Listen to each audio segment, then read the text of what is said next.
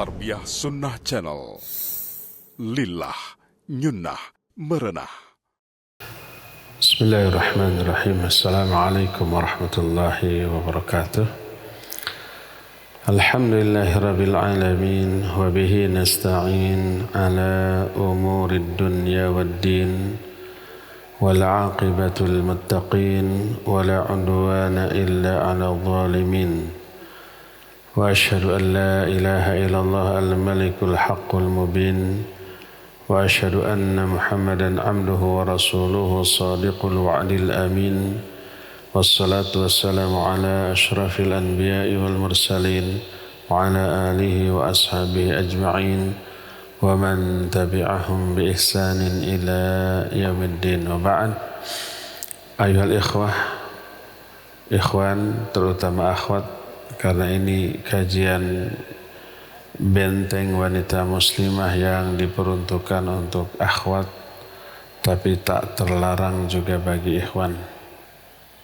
Tema yang kita bahas tentang benteng wanita muslimah. Kita sudah membahas 3 benteng. Pertama, al-haya, rasa malu. Yang kedua, al-ilmu, ilmu, maksudnya ilmu tentang syariat. Dan yang ketiga, akhlak. Ini 2 poin pertama sudah kita terangkan secara rinci, dan poin ketiga itu akhlak masih sedang kita bahas. Sudah kita terangkan bagaimana akhlak bisa menjadi benteng bagi kita semua, terutama muslimah, dari berbagai macam keburukan. Akhlak itu ada beberapa macam. Pertama, akhlak kepada Allah Azza wa Jalla, dan ini yang lebih penting. Kalau toh ada orang yang akhlaknya kepada sama manusia baik, tapi dia kafir, bukan Islam, tapi muamalahnya bagus, ramah, sopan, santun, suka menolong, tidak pernah menyakiti, tapi dia non-muslim. Apakah bisa orang itu dikatakan berakhlak baik? Kita katakan, ya, baik hanya kepada manusia, tapi akhlak dia kepada Allah yang lebih pokok itu buruk. Kita sudah terangkan beberapa poin akhlak kepada Allah. Di antaranya mentauhidkan Allah Azza wa Jalla, sampai poin terakhir yang kita bahas di bulan yang lalu adalah berhusnudzon kepada Allah. Kita akan lanjut. Salah satu bentuk akhlak yang baik kepada Allah, yang bila tidak dilakukan akhlak dia buruk. Salah satu akhlak yang baik kepada Allah adalah kathratu dzikrillahi azza wa jalla. Sering beristighfar sering berzikir kepada Allah. Banyak berzikir kepada Allah, baik dengan lisan, dengan hati, ataupun dengan anggota badan. Kita sudah jelaskan, zikir itu tidak sebatas lisan. Tapi yang lebih penting zikir dengan hati. Dan juga tidak kalah pentingnya berzikir dengan anggota badan. Bagaimana zikir dengan hati? Zikir dengan hati itu adalah selalu terkait dengan Allah dan kekuasaannya walaupun tidak terucap. Ingat kepada kebesaran Allah, itu adalah zikir. Ingat kepada alam kubur adalah zikir. Ingat kepada hari kiamat adalah zikir, membayangkan dahsyatnya kejadian hisab, menyeberang di atas syirat, kondisi ketika berkumpul di alam mahsyar, mengingat surga, mengingat neraka, itu adalah zikir dengan hati. Kalau zikir dengan lisan, ya ada gerakan bibir, baik menyebut nama Allah, memohon ampunan kepada Allah, tasbih, tahmid, istighfar, takbir, tahlil, baca Al-Quran, berdoa, itu semua zikir dengan lisan. Adapun zikir dengan anggota badan adalah memfungsikan seluruh anggota badan sesuai dengan apa yang Allah instruksikan. Makanya disebut wa dzikrul ainaini al-buka min khasyatillah. Zikirnya kedua mata kita adalah menangis karena takut kepada Allah. Wa dzikrul udhunain al-isgha. Adapun zikir dengan kedua telinga adalah mendengarkan bacaan Al-Quran, mendengarkan pedaran ilmu, tausiah, wajangan, dan yang sejenisnya. Dan az-zikru bil yad al-i'ta, zikir dengan kedua tangan adalah dengan cara memberi, infak dan sedekah. Wa dzikrul birrijlain, zikir dengan kedua kaki adalah al-masyu ilal masajid, melangkah ke masjid untuk sholat, untuk kajian seperti ini, itu zikirnya kaki kita. Walhasil seluruh anggota badan juga berzikir. Jadi sinergi antara lisan, hati, dan seluruh anggota badan bersinergi dalam berzikir kepada Allah Subhanahu wa ta'ala. Nah, banyak berzikir merupakan salah satu di antara tanda adanya iman. Berkata para ulama, man amana billah wa ahabbah wa khafa minhu wa ta'allaqa bihi fa innahu la budda an yakthura dzikrahu bil qalb mahabbatan wa rughbatan wa inabatan wa ta'alluqan.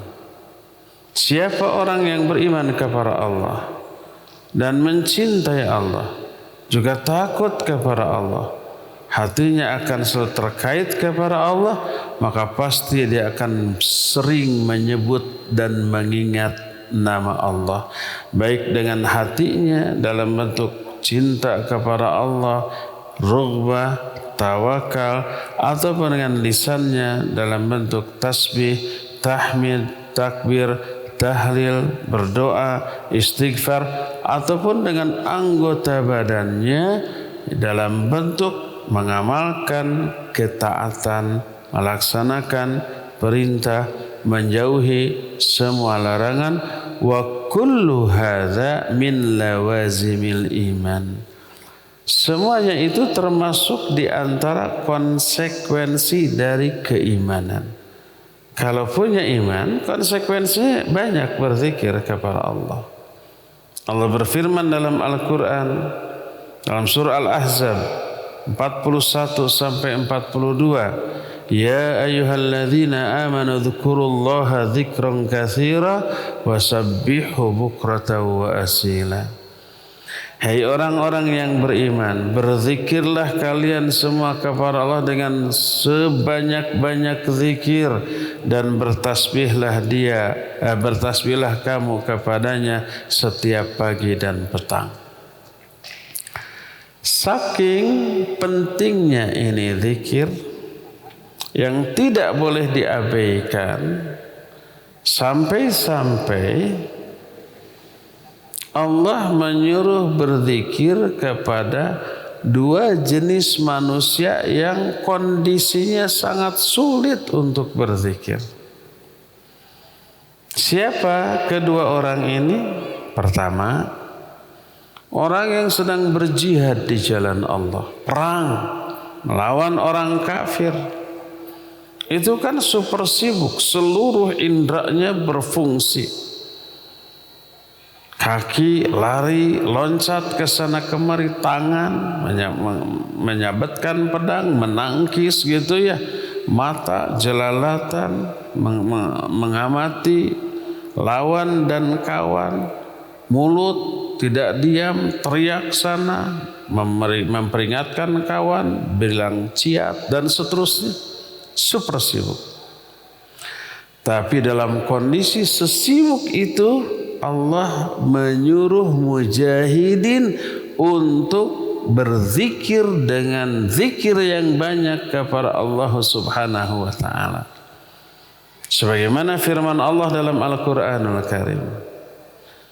Dalam surah Al-Anfal ayat yang ke-15 Allah menyatakan, ayat yang ke-46 Allah menyatakan, ya ayyuhalladzina amanu idza laqitum fi'atan fathbutu wadhkurullaha katsira la'allakum tuflihun. Hai orang-orang yang beriman, apabila kamu sudah bertemu dengan musuh di medan perang, fathbutu, tegarlah kamu. Wadhkurullaha katsira, dan berzikirlah kepada Allah dengan zikir yang banyak selama jihad. La'allakum tuflihun, agar kamu menang. Berkata Imam Ibnu Qayyim rahimahullah ketika menerangkan ayat ini, kata beliau, seandainya zikir tidak memiliki pengaruh terhadap kemenangan perang, niscaya Allah tidak akan menyuruh mereka untuk berzikir di saat yang super sibuk tadi. Allah menggunakan kata la'allakum tuflihun. La'alla itu memberikan makna pasti kamu menang dalam perangmu kalau kamu berzikir selama perangmu. Dan ini mengisyaratkan salah satu penyebab kemenangan yang teraih di medan perang adalah berzikir. Ini jenis manusia pertama yang posisinya sulit berzikir, tapi tetap Allah perintahkan kepada mereka untuk berzikir. Kedua adalah seorang nabi yang dibisukan oleh Allah Azza wa Jalla. Dibisukan itu sebagai tanda bahwa permohonan nabi ini dikabul oleh Allah Azza wa Jalla. Dalam surah Maryam, Nabi Zakaria alaihissalatu wassalam ya sudah tua, ya istrinya mandul, gak punya anak, tapi tidak pernah putus asa dalam berdoa. Dia tetap berdoa meminta anak turunan, dikabul oleh Allah. Setelah dikabul, kaget ya, bagaimana saya bisa punya anak, saya sudah tua, istri saya mandul. Lalu dijawab, tidak ada yang tidak mungkin bagi kekuasaan Allah. Tapi dia minta tandanya. Kata Allah, tandanya alla tukalliman nas thalathati ayyam illa ramza. Kamu tidak bisa ngomong dengan manusia selama 3 hari kecuali dengan isyarat. Mendadak bisu, nggak bisa ngomong. Tapi kata Allah, fasabbih bihamdi rabbik, bertasbihlah kamu dengan memuji Rabbmu setiap pagi dan petang. Dalam keadaan bisu tetap diperintahkan untuk bertasbih, untuk berzikir setiap pagi dan petang.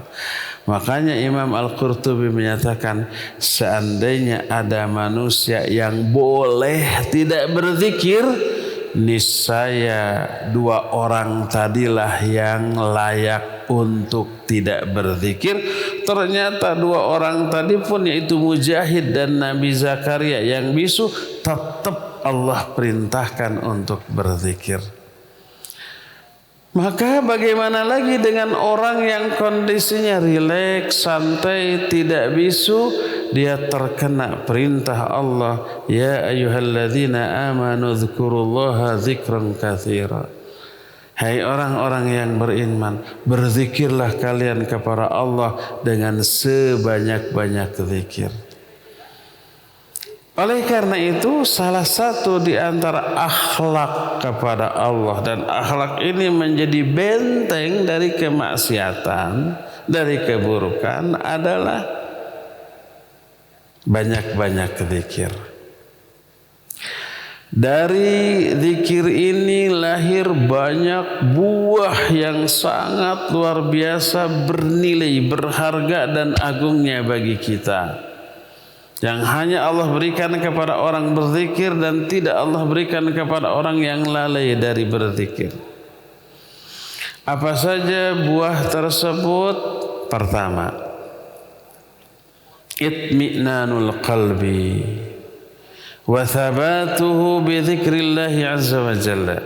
Pertama, tenangnya hati dan tegar serta mantapnya hati dengan cara berzikir kepada Allah.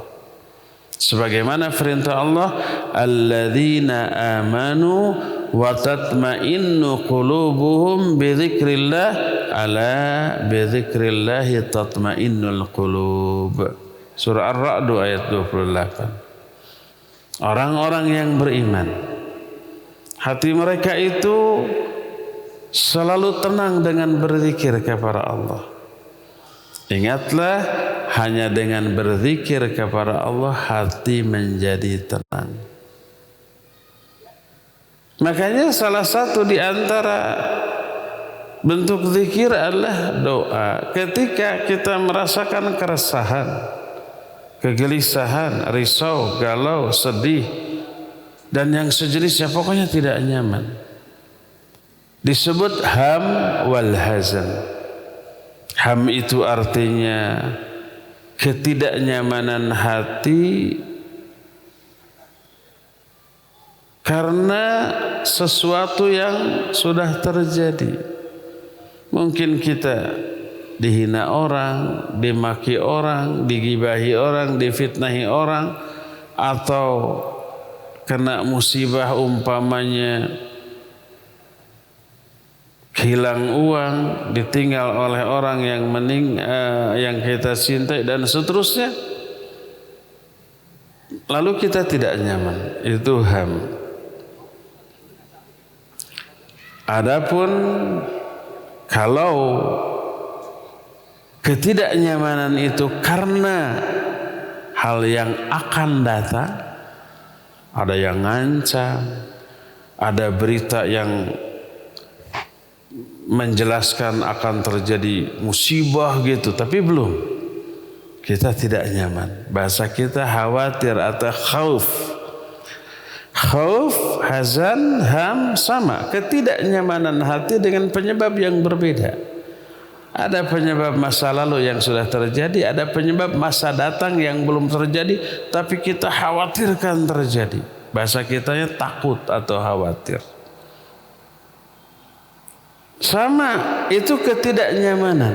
Kata Nabi SAW, barang siapa orang yang man asabahul hamu awil hazan, siapa orang yang merasakan ketidaknyamanan, baik keresahan, kegelisahan, kesedihan, ketakutan, kemudian dia berdoa dengan doa, Allahumma inni abduka wa ibnu abdika wa ibnu ammatika nasiyati biyadik madin fiyya hukmuk, dan seterusnya sampai inni as'aluka bikulli ismin alladhi samaita bihi nafsak.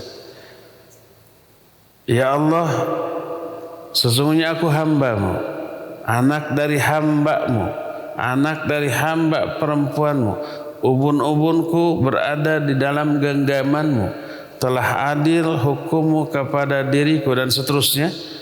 Aku minta kepada engkau dengan menyebut seluruh namamu yang engkau namakan dirimu dengan nama itu. Au anzaltahu fi kitabik, atau dengan nama-nama yang engkau turunkan dalam kitabmu. Au 'allamtahu ahadan min khalqik, atau dengan nama yang engkau ajarkan kepada salah seorang di antara makhlukmu. Aw istasarta bihi fi ilmil ghaibi indak, atau dengan nama-nama yang hanya engkau saja yang tahu dalam ilmu gaib yang ada di sisimu. Sampai akhir doa ini, maka dijamin kesedihannya Allah hilangkan dan Allah ganti dengan ketenangan dan kegembiraan. Doa ini termasuk salah satu zikir menghilangkan resah, gelisah, menggantinya dengan ketenangan. Allah menyatakan, alladzina amanu wa tatma'innu qulubuhum bi dzikrillah. Orang-orang beriman, hati mereka tenang dengan zikir kepada Allah. Ingat, hanya dengan zikir kepada Allah hati menjadi tenang. Ini buah dari zikir yang pertama.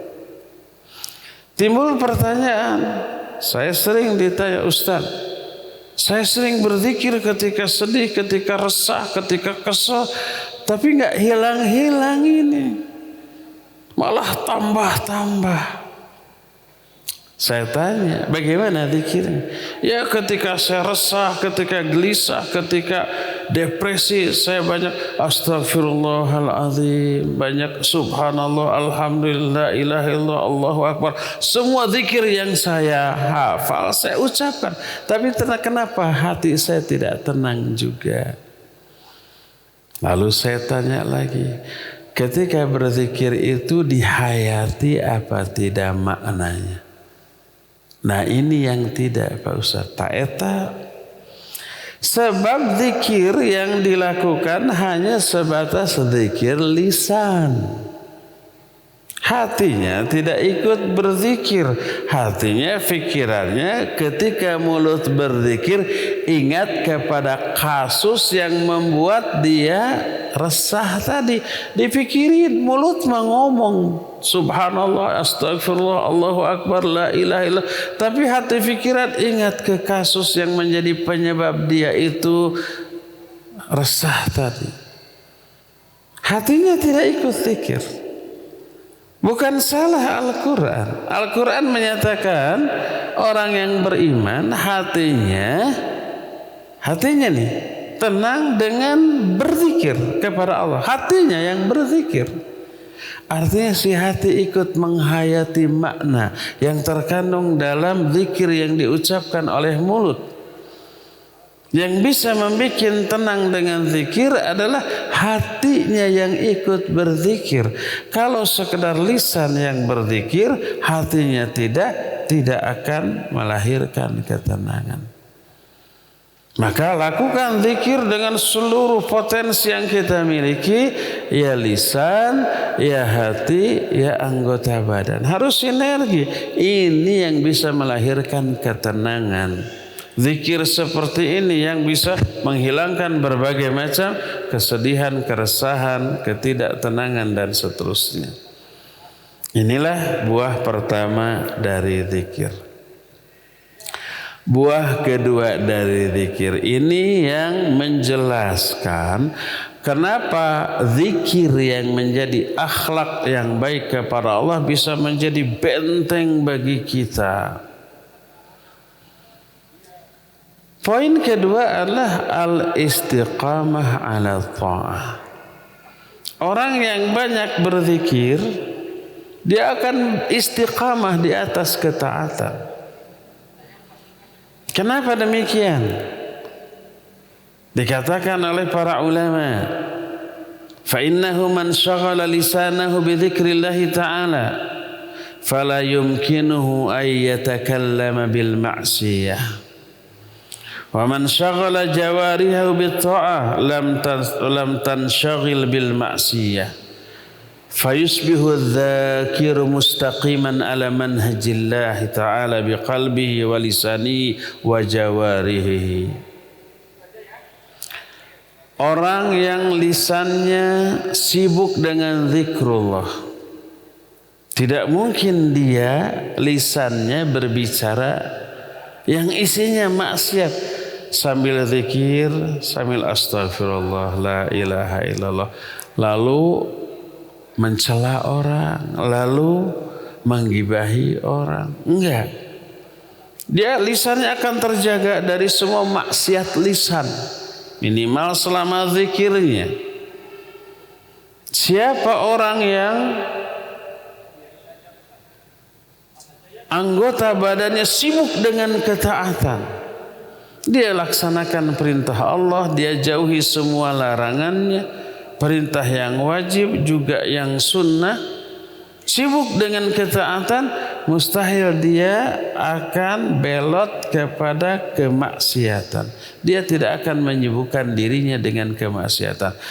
Ketaatan dengan anggota badan itu zikir kita kepada Allah dengan anggota badan. Terus begitu.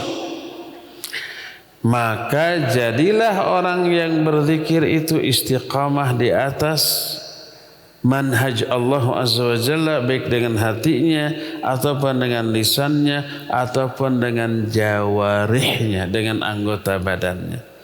Dari sini kita bisa melihat bahwa zikir menjadi benteng dari kemaksiatan, dari dosa, dari penyimpangan. Inilah buah yang kedua. Orang yang istiqamah, orang yang banyak berzikir dia akan istiqamah.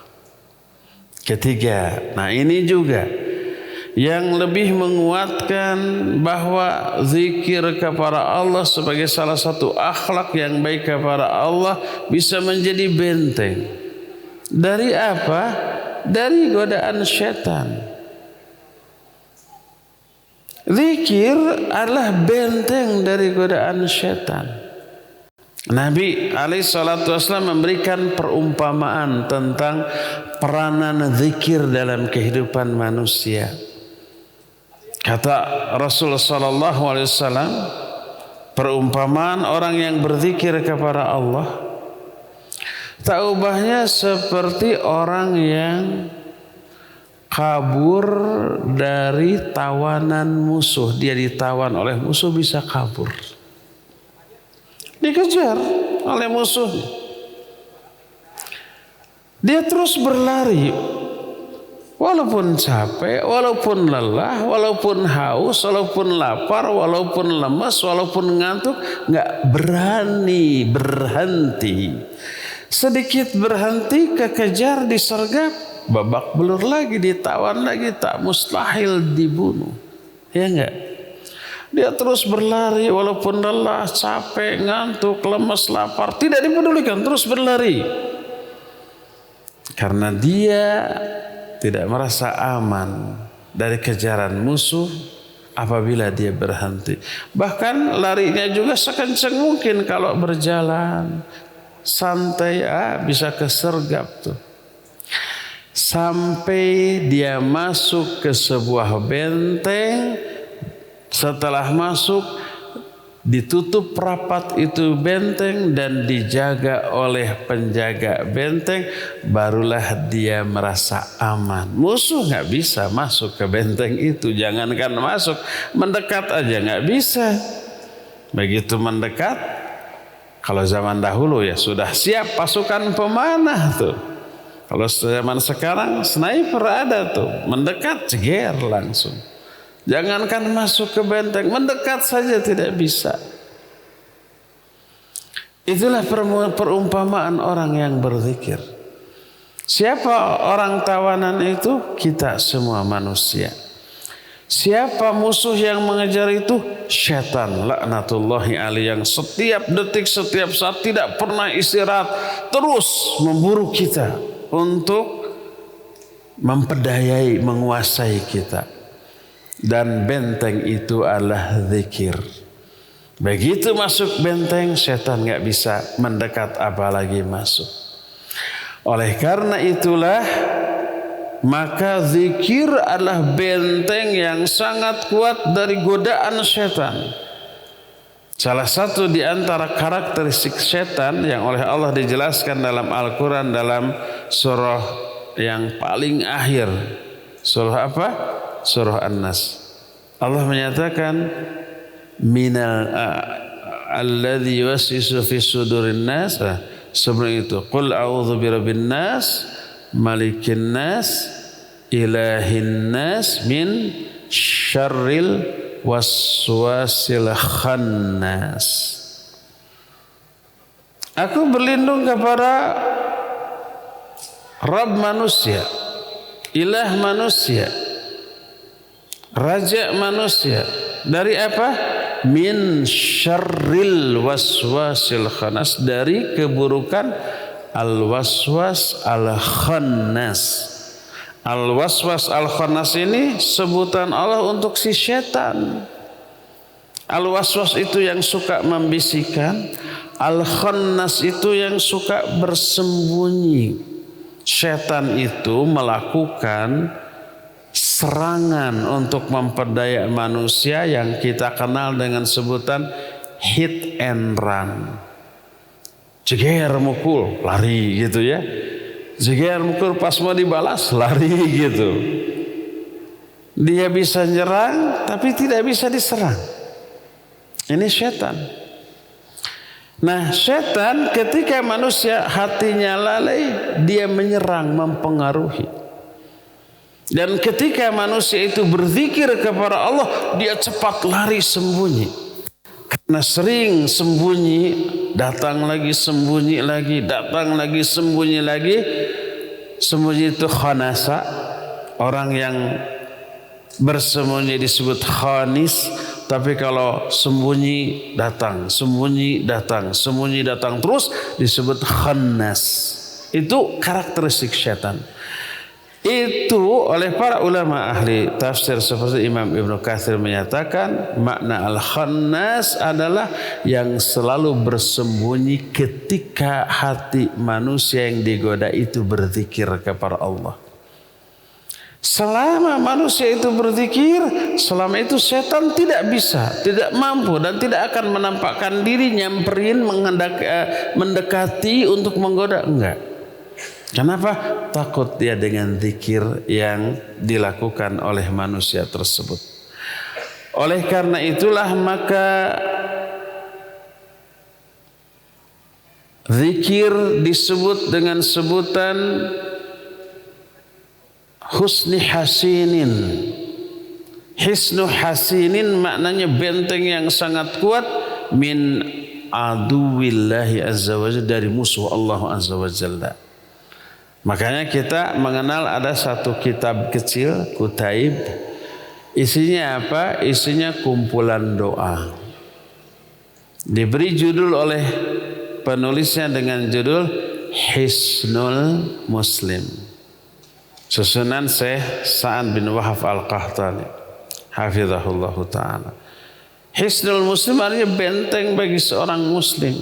Benteng yang kuat. Apa isi buku itu? Ternyata doa-doa harian, zikir-zikir harian. Karena memang zikir itu merupakan benteng terkuat yang dimiliki oleh manusia dari godaan syaitan. Inilah buah yang ketiga dari zikir. Buah yang keempat dari zikir adalah al-iktsaru min fi'lil hasanat. Orang itu akan memperbanyak berbuat kebaikan. Zikir memberi motivasi untuk banyak berbuat kebaikan. Zikir mengundang turunnya hidayah Allah kepada kita untuk melakukan banyak kebaikan. Ketika menjelaskan poin ini, para ulama menyatakan wadzalika lianna dzikrallahi azza wa jalla min a'zamil a'mali shalihat allati tuqarribu ila Allah ta'ala wa tuksibul hasanat. Wa qad warada al-katsir min al-athar fi bayani anwa' min asy-syawwab al-anwa'i min adh-dzikr wa laysa hadha mawdhi'u bastiha. Kenapa zikir bisa menyebabkan pelakunya memperbanyak berbuat baik? Karena zikrullah termasuk seagung-agung amal soleh yang bisa mendekatkan pelakunya kepada Allah. Kalau sudah dekat kepada Allah, Allah kasih hidayah, Allah kasih motivasi, Allah kasih umpamanya taufik. Coba perhatikan satu ayat di antara sekian banyak ayat. Ayat ini menjelaskan ucapan lisan yang baik termasuk zikir mengundang turunnya hidayah Allah. Ayat ini sering dibaca oleh para khatib di awal khutbahnya. Allah menyatakan, wa qulu qawlan sadida yuslih lakum a'malakum wa yaghfir lakum dzunubakum. Wa qulu qawlan sadida, ucapkan olehmu ucapan-ucapan yang baik. Imam Ibnu Katsir ketika menafsirkan ayat ini dikutip juga oleh Syekh Muqbil bin Hadi Al-Wadi dalam kitab Wasiyatil Nisa. Bahwa ucapan yang baik itu contohnya adalah belajar ilmu, mengajarkan ilmu, amar ma'ruf nahi munkar, termasuk baca Al-Quran, termasuk zikrullah. Zikrullah itu termasuk ucapan baik. Bahkan seagung-agung ucapan baik. Kata Allah, wa qulu qawlan sadid, ucapkan olehmu ucapan-ucapan yang baik. Termasuk di antara zikir. Lalu apa kata Allah? Yuslih lakum a'malakum, Allah akan mensolehkan amal-amal kamu. Makna mensolehkan kata Imam Ibnu Katsir, ay yuwaffiqkum lil a'malis sholihah. Allah akan memberi taufik kepada kamu untuk melakukan amal soleh. Dan ayat ini menerangkan ucapan yang baik apapun bentuknya mengundang turunnya hidayah Allah untuk melakukan amal soleh. Karena berzikir kita jadi semangat melakukan ibadah dan kebaikan yang lainnya. Karena belajar ilmu, mengajarkan ilmu, kita menjadi semangat untuk melakukan sholat, saum, baca Quran dan yang lain-lainnya. Karena zikrullah mengundang turunnya hidayah dari Allah Azza wa Jalla. Makanya salah satu di antara buah dari zikir adalah al-ikthar min fi'lil khairat wal hasanat. Dia akan memperbanyak melakukan berbagai macam kebaikan dan amal soleh. Itulah buah dari zikir yang keempat. Buah yang kelima. Zikrullahi ta'ala wa ma'iyyatu lil amdi. Salah satu di antara buah dari berzikir adalah ada timbal balik dari Allah. Allah akan berzikir juga kepada kita.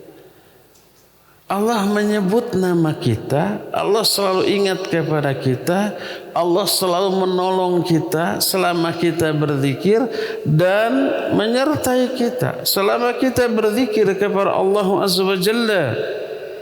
Sebagaimana disebutkan dalam salah satu hadis qudsi sahih riwayat Imam Bukhari dan Imam Muslim dari Abu Hurairah radhiyallahu an. Allah berfirman, "Ana inda dhanni 'abdi bi wa ana ma'ahu idza dzakarani. Fa in dzakarani fi nafsi dzakartuhu fi nafsi. Wa in dzakarani fi mala'in dzakartuhu fi mala'in khairan minhum." Kata Allah, aku tergantung kepada prasangka hambaku kepada diriku. Dan aku akan selalu menyertai hambaku selama dia berzikir kepadaku. Bila dia menyebut namaku dalam dirinya, aku akan menyebut nama dia dalam diriku. Bila dia menyebut namaku di sebuah halaqah, malak, kelompok, golongan, riungan, aku akan menyebut nama dia di riungan, di golongan yang lebih baik daripada golongan mereka. Maknanya Allah akan sebut nama orang itu di hadapan para malaikat, golongan para malaikat. Dan ini yang disebut dengan sholawat Allah kepada seorang hamba. Allah kan suka sholawat kepada manusia ya. Innallaha wa malaikatahu yusalluna ala nabi. Allah dan para malaikat bersalawat kepada Nabi.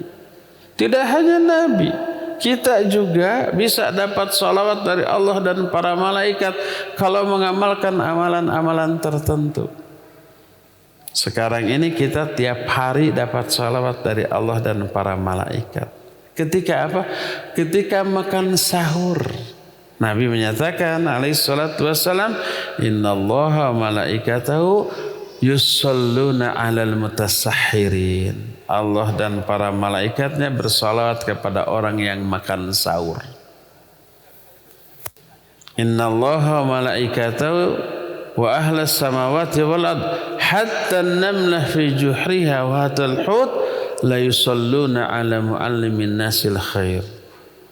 Allah, para malaikatnya, seluruh malaikat penghuni langit dan bumi, sampai-sampai semut yang ada di sarangnya, ikan yang ada di lautan, bersolawat kepada para penuntut ilmu, para penyebar ilmu.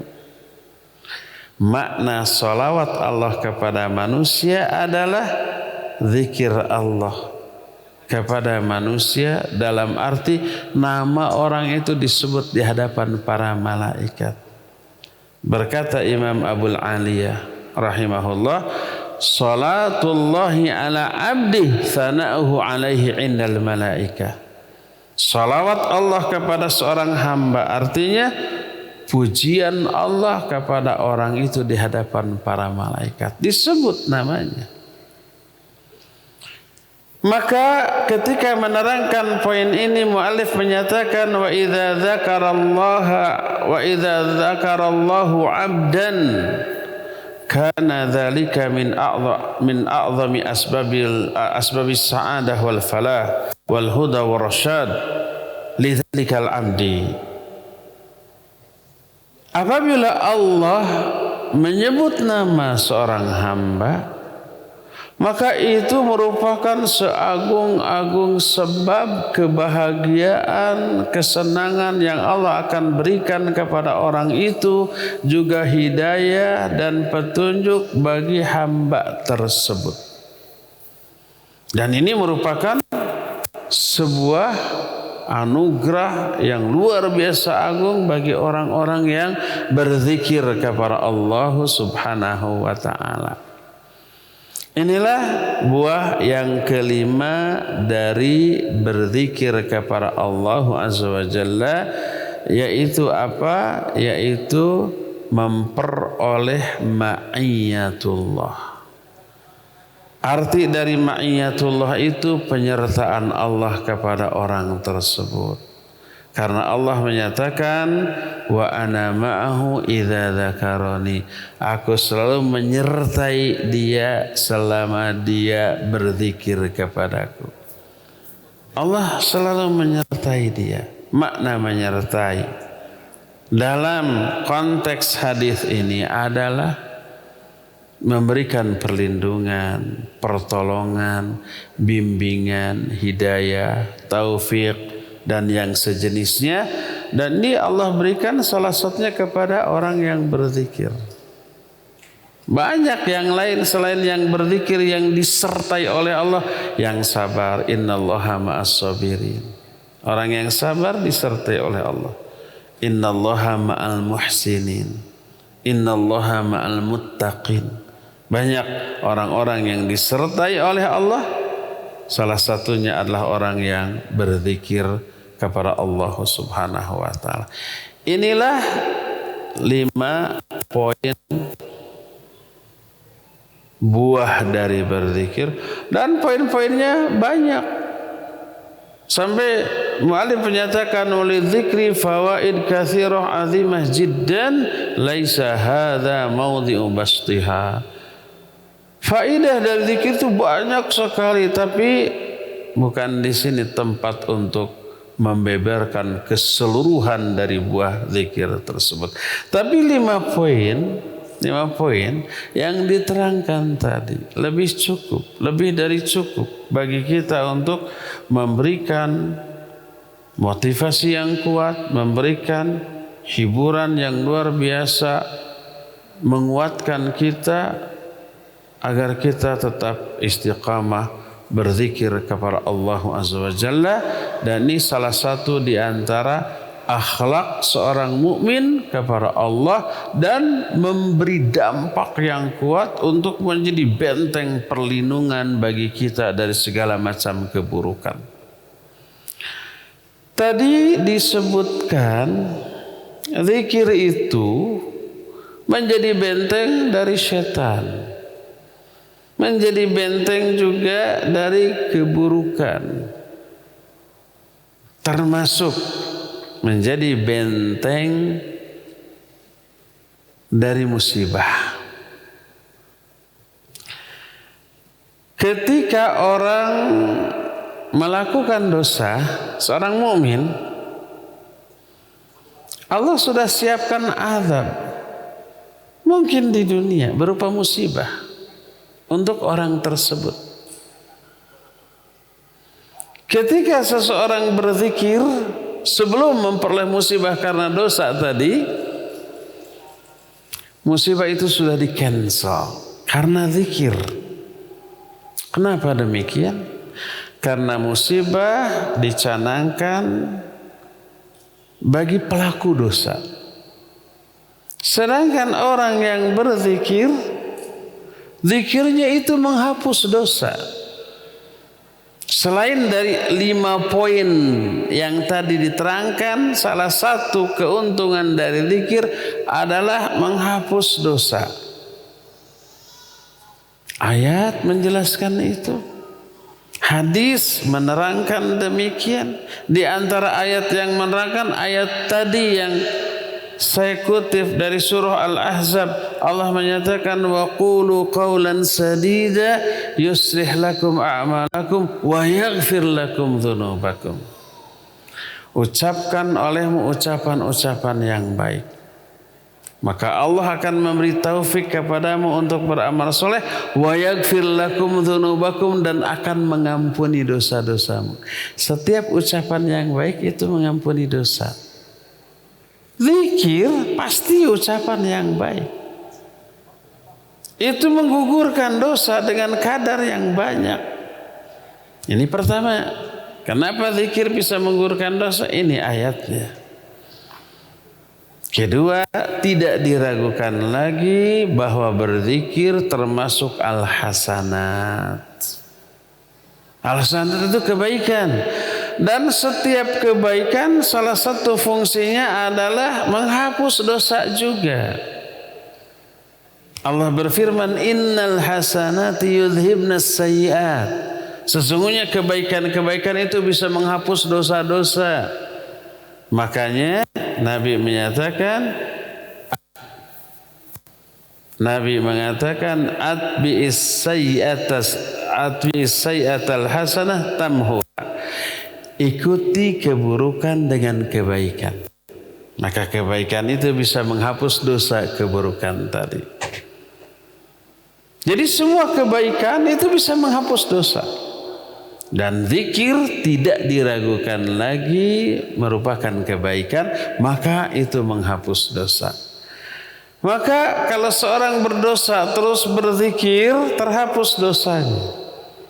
Musibah yang merupakan hukuman atas dosa tadi di-cancel juga. Makanya ketika menerangkan yukaffiru ankum sayyi'atikum wa yaghfir lakum dzunubakum, Allah akan menghapus dosa-dosa kamu.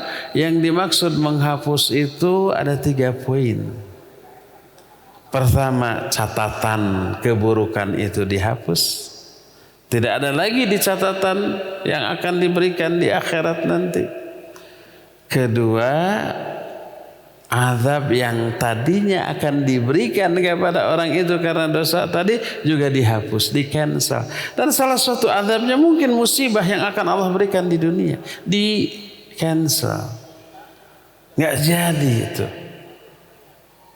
Yang ketiga yang dihapus athar sayyi'ah minadz-dzunub, dampak buruk dari dosa juga dihapus. Dampak buruk itu berupa kerasnya hati, malas beribadah, itu akan dihapus jadi giat lagi. Kalau sudah terhapus dosa-dosanya, baik karena tobat, termasuk diantaranya karena zikir ini. Itu menunjukkan zikir menjadi benteng dari musibah. Ini yang pertama. Kedua, itu kalau musibahnya belum ditimpakan, dia keburu berzikir setelah berdosa ya. Kedua, setelah musibah itu mengenai dia. Mungkin setelah berdosa dia tidak sempat berzikir, tidak sempat bertobat, tidak sempat menghapus dosanya dengan istighfar dan yang sejenisnya, keburu kena hukuman dari Allah di dunia ini berupa musibah. Maka efek buruk dari musibah luar biasa. Musibah bisa menyebabkan manusia stres, depresi, putus asa, bahkan musibah bisa menyebabkan orang lari menjauh dari Allah kalau salah langkah. Ada nggak orang ketika diberi musibah lari ke dukun, lari ke tempat-tempat maksiat? Orang stres, depresi karena banyak musibah, lari ke dugem, teler, nyanyi-nyanyi, menghibur diri. Ada yang begitu? Banyak. Musibah itu bisa membuat orang jauh dari Allah, walaupun bisa juga mendekat. Tergantung antisipasi dia ketika memperoleh musibah tersebut. Kalau ketika memperoleh musibah dia berzikir kepada Allah, terhindar dari keburukan itu. Tadi dikatakan siapa orang yang ditimpa keresahan, kegelisahan, kesedihan, lalu dia berzikir dalam bentuk berdoa kepada Allah, Allah keluarkan dia dari masalah itu. Kesedihannya dihilangkan, keresahannya dihilangkan, diganti dengan ketenangan, kebahagiaan. Coba lihat tuh, ada zikir-zikir yang harus dibaca ketika kita menerima musibah, dan itu dulu pernah dilakukan oleh orang, dialami oleh orang, lalu berzikir, keluar dia dari masalah. Salah satunya salah seorang nabi, Nabi Yunus. Dia dicaplok tuh oleh ikan besar. Gelap, tidak langsung mati ya. Tapi lama-lama bisa mati itu kalau dibiarkan, karena cairan di dalam tubuh ikan kan sangat asam bangetnya. Kalau umpamanya tidak ada cairan itu, setiap makhluk yang ditelan ikan bisa nobros tuh dari dalam. Ketika di dalam, apa yang dilakukan oleh Nabi Yunus? Berzikir dalam bentuk berdoa kepada Allah Azza wa Jalla. Dia akui dulu kesalahannya, dia ungkapkan tauhid dia kepada Allah, dan oleh Allah diabadikan zikir dalam Al-Quran. Dia menyatakan la ilaha illa anta subhanaka inni kuntu minadh dhalimin. La ilaha illa anta, tidak ada sembahan yang hak selain engkau ya Allah. Subhanaka, maksudnya engkau ya Allah. Inni kuntu minadh dhalimin. Sungguhnya aku termasuk orang yang zalim. Permintaan Nabi Yunus yang diawali oleh zikir, tauhid, tasbih, dan mengakui bahwa dirinya salah sebelum meminta, dikabul oleh Allah, dikeluarkan dia. Dan Nabi SAW menyatakan siapa orang yang ditimpa kesulitan lalu berzikir, berdoa seperti doa Nabi Yunus, siapa di kalangan umatku yang mengalami itu, berdoa dengan doa ini, Allah akan keluarkan dia dari masalah. Tidak akan stres, tidak akan depresi, tidak akan putus asa, tidak akan lari ke arah yang lebih menjauh dari Allah. malah mendekat. Lalu berzikir. Zikirnya melahirkan solusi. Gandengkan dengan doa Allahumma la sahla illa ma ja'altahu sahla wa anta taj'alul huzna idza syi'ta sahla. Ya Allah, tidak ada kemudahan kecuali apa yang Engkau buat mudah. Dan Engkau bisa mengubah kesedihan, kesulitan menjadi mudah apabila Engkau menghendaki. Itu zikir. Doa yang berupa zikir tadi memberi solusi, melepaskan dia dari kesulitan. Dari sini kita melihat bahwa zikir menjadi benteng dari keburukan ketika menerima musibah. Jadi kita lihat betapa dahsyatnya pengaruh zikir yang merupakan salah satu akhlak kita kepada Allah Subhanahu wa taala, benteng dari godaan setan, benteng dari keburukan, benteng dari dosa dan maksiat, benteng juga dari musibah seperti yang diterangkan tadi, ya. Inilah akhlak kita yang pertama yang kita jelaskan hari ini. Dengan hari-hari sebelumnya sudah banyak poinnya. Dan akhlak kedua berupa sholawat belum sempat kita bahas karena terbatasnya waktu. Kita cukupkan kajian kita sampai di sini dan kita masih punya sisa waktu untuk bertanya jawab. Wa sallallahu ala nabiyina Muhammadin wa ala alihi wa wasallam. Karena ini pengajian khusus akhwat, walaupun tak terlarang bagi ikhwan, kita prioritaskan pertanyaan dari akhwat. Assalamualaikum warahmatullahi wabarakatuh. Waalaikumsalam warahmatullahi wabarakatuh. Ini mah surat sehalaman. Afan Ustaz, ana mau bertanya. Sahabat ana yang ana kenal sejak 2019, berarti 3 tahun ya, yang merupakan thalabul ilmi sejati, ketahuan berselingkuh dengan ikhwan yang sudah memiliki anak istri. Berarti akhwat. Selingkuh itu apa hanya pacaran, komunikasi, atau waliyadzubillah sampai kepada perzinahan? Sebab sekarang ini pacaran aja ke yang lain sudah disebut selingkuh ya. Dan si akhwat, sahabat anak itu pun memiliki suami dan anak. Na'udzubillah, ini orang akibat gaul di media sosial begini nih. Ana melihat dengan mata kepala ana sendiri chat mesra mereka tuh kan, medsos tuh. Karena saat itu lagi kajian. Lagi kajian chatting dengan ikhwan. Jangan-jangan sekarang lagi nih. Ada di sini jangan-jangan. Dan sahabat anak lainnya juga thalabul ilmi beberapa kali memergoki mereka bertemu dan saling bertukar hadiah, makanan dan minuman satu sama lain. Si ikhwan sudah mengakui hubungannya dengan sahabat anak itu. Kayak cerpen ini. Tapi si akhwat terus berkelit yang membuat anak makin sedih. Sedih apa cemburu nih? Akhirnya anak memutuskan tali ukhuwah dengan si fulanah itu. Karena suami anak, ini juga sudah nikah, melarang anak. Anak sangat kagum dengan penampilan zahir fulanah. Ustadz, yang saya sangat tertutup.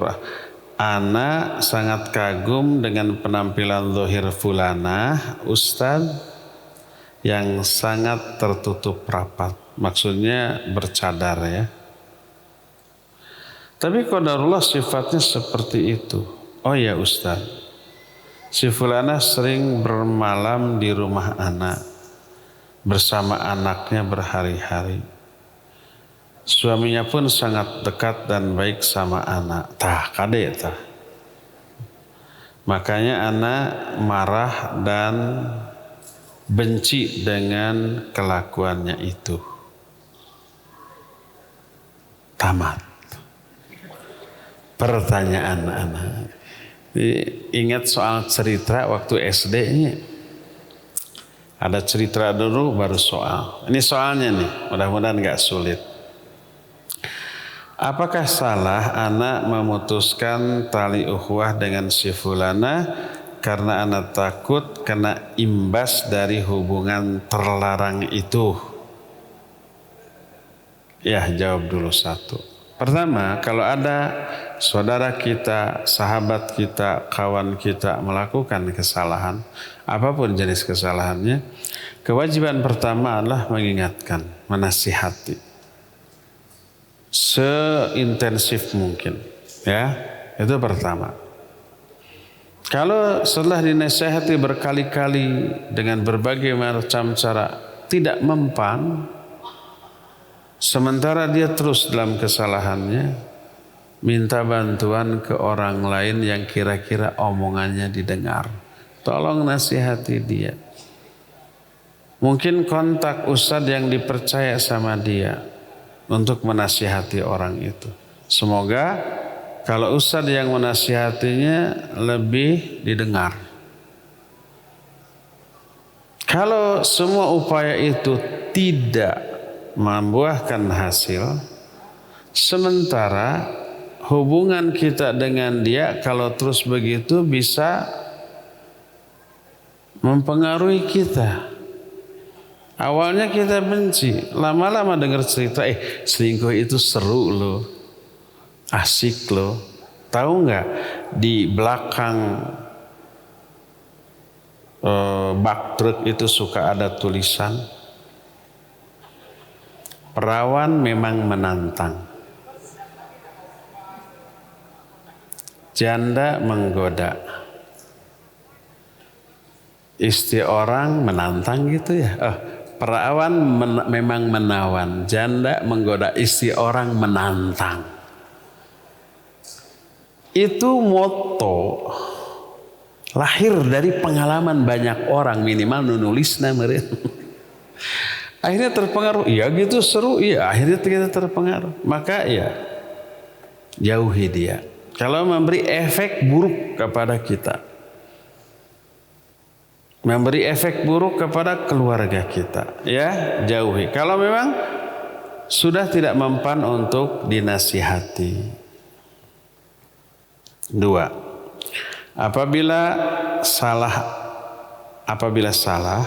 ana marah besar kepada dia karena terus berbohong di saat si ikhwan sudah mengakuinya. Mohon penjelasannya.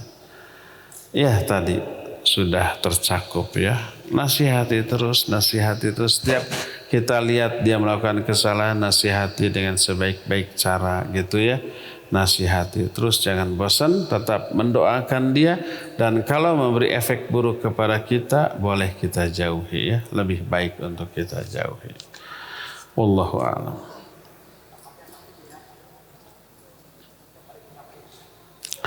Assalamualaikum warahmatullahi wabarakatuh. Waalaikumsalam warahmatullahi wabarakatuh. Boleh nggak berzikir di dalam kamar mandi yang ada visinya? Visi apa WC ini? Visi. Apa visi itu? Boleh nggak berzikir di dalam kamar mandi yang ada visi apa WC mungkinnya? WC. Taib. Barakallahu fiik. Kalau dalam WC tidak boleh berzikir dengan lisan. Tidak boleh. Bahkan berbicara juga jangan kalau tidak darurat. Apalagi nyanyi. Kalau zikirnya dengan hati boleh. Selama di WC selama duduk, ngeden atau jongkok, kita ingat akhirat, kita ingat surga, ingat neraka. Boleh. Kalau zikirnya dengan hati. Yang terlarang zikir dengan lisan. Kalau umpamanya lagi di WC di masjid dekat kita ada pengajian, boleh nggak dengar pengajian? Boleh, bagus. Didengar, dan itu zikir dengan hati.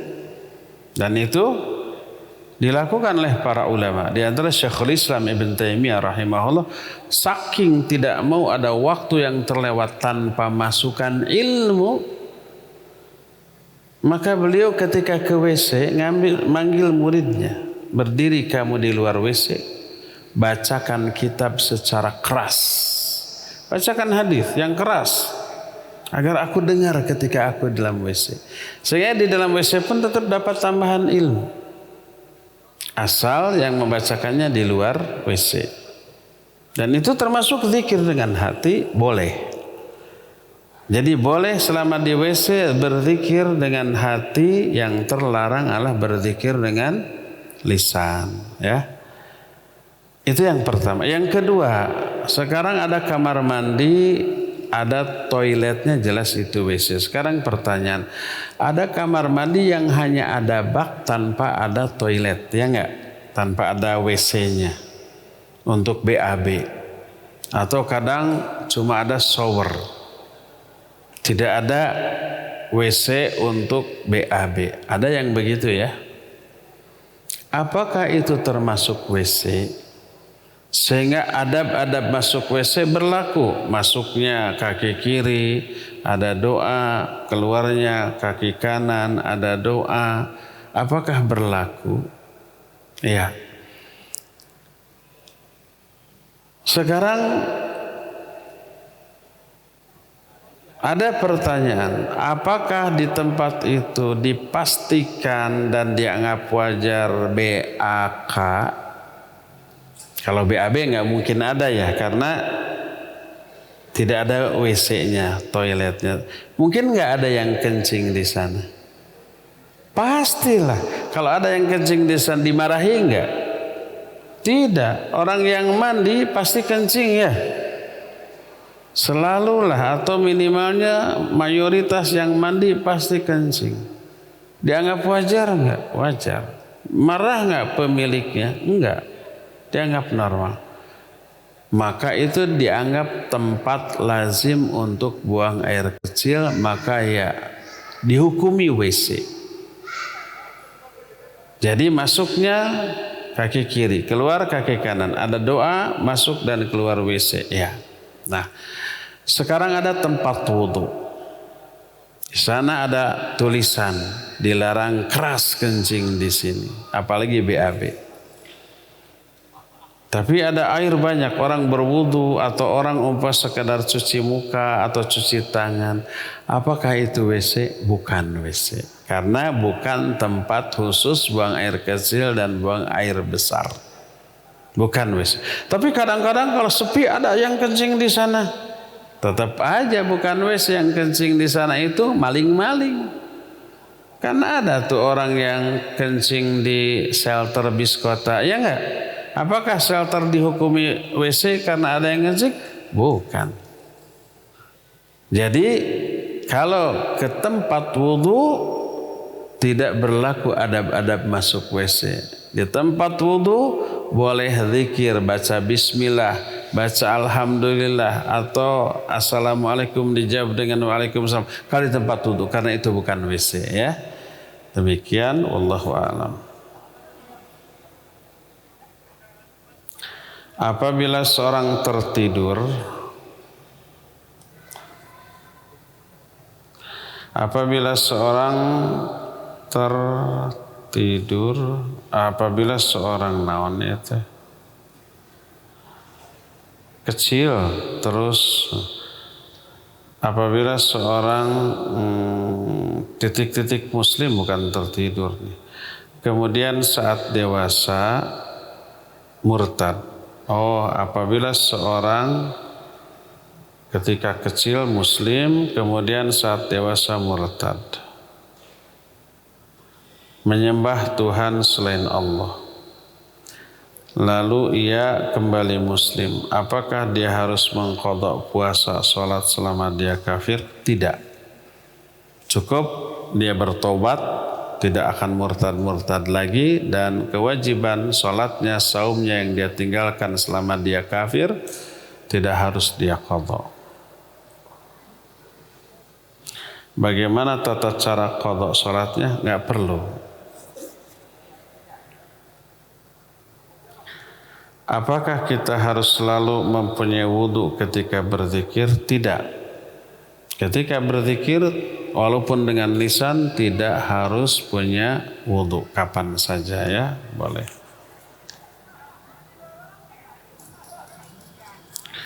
Apakah boleh membaca zikir pagi petang sambil mengerjakan pekerjaan rumah? Boleh. Berzikir boleh sambil apapun, duduk, berdiri, berbaring, atau mengerjakan apapun. Karena Allah menyatakan, alladzina yadhkuruna Allaha qiyaman wa qu'udan wa ala junubihim wa yatafakkaruna fi khalqis samawati wal ardh. Ulil albab adalah orang yang selalu berzikir baik ketika berdiri, duduk, ataupun berbaring. Terus ayat yang tadi, orang yang sedang berjihad di jalan Allah pun disuruh untuk banyak berzikir, dan itu tidak mungkin sambil diam, bahkan belum tentu sambil menghayati zikirnya ya, karena harus konsentrasi di medan perang. Dan itu semua menjadi dalil boleh berzikir sambil beraktivitas selama aktivitasnya tidak merendahkan zikir yang sedang dilakukannya. Aktivitasnya tidak sedang di WC ngeden gitu ya. Terakhir ya, bolehkah berzikir sambil mengerjakan pekerjaan, misal udah sama sehatin, memasak sambil istighfar, bakal ya boleh sambil nyetir mobil, nyetir motor, walaupun seringkali tidak khusyuk, boleh ya, sudah diterangkan tadi ya. Cukup ya, sampai di sini saja. Insyaallah kita akan berjumpa kembali. Subhanakallahumma bihamdik, asyhadu an la ilaha illa anta, astaghfiruka wa atubu ilaik. Walhamdulillahirabbil alamin. Wassalamualaikum warahmatullahi wabarakatuh.